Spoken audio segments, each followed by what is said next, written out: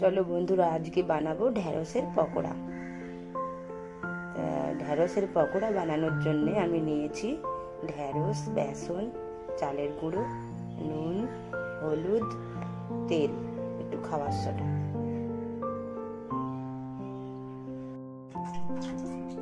এবার আমি বেসন নিলাম, বেসন আর চালের গুঁড়ি নিয়েছি, একটু হলুদ নিচ্ছি আর নুন নিচ্ছি আর একটু খাবার সোডা।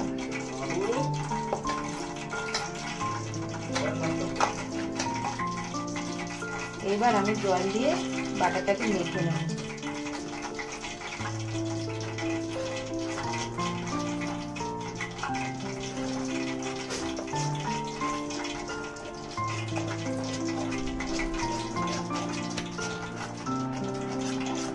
বাটাটাকে ভালো করে মেখে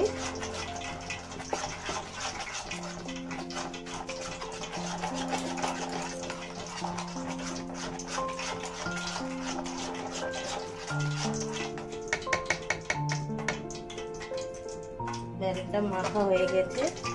এবার আমি ঢ্যাঁড়সগুলো একটা একটা দিয়ে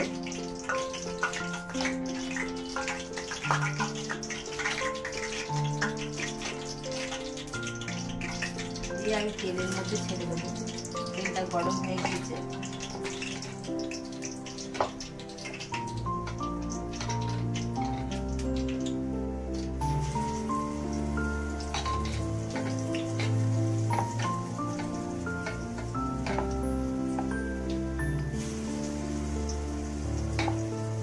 ঢ্যাঁড়সের পকোড়াটা খুবই খেতে ভালো হবে। বাড়িতে কেউ আসলেও ঝটঝট করে এটা বানিয়ে দেওয়া যাবে। বাইরে থেকে কিছু উপকরণ না হলেও বাড়ির উপকরণ দিয়ে তাড়াতাড়ি বানানো যায়।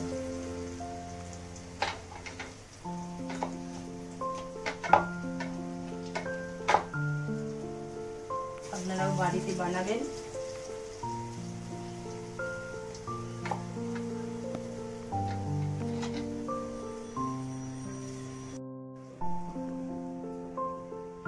দেখুন বন্ধুরা, ঢ্যাঁড়সের পকোড়া রেডি, মানে ভাজা হয়ে এসেছে।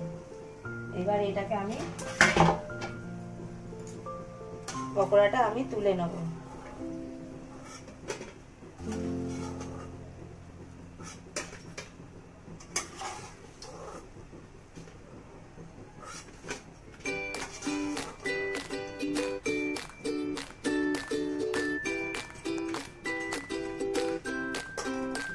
পকোড়াগুলো তুলে নিয়েছি, এবারে মচমচে হয়েছে।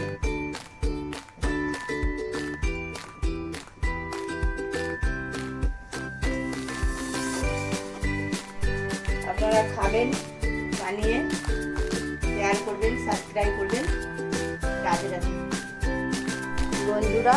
আর একটা কথা, এই ঢ্যাঁড়সের পকোড়া মুড়ির সাথে কিংবা চায়ের সাথেও আপনারা খেতে পারেন, যেমনটা আমি খেতে চলেছি। দেখুন বন্ধুরা, আমি মুড়িটা মেখে নিয়েছি তেলে ভাজা ছোলা দিয়ে, আর তার মধ্যে দিয়েছি কী কী দিয়ে মেখেছি আপনারা দেখুন। নারকেল, টমেটো, ছোলা আর তেলে ভাজা দিয়ে। আপনারা এইভাবে খাবেন, এইভাবেই বানিয়ে খাবেন। আর রাধে রাধে।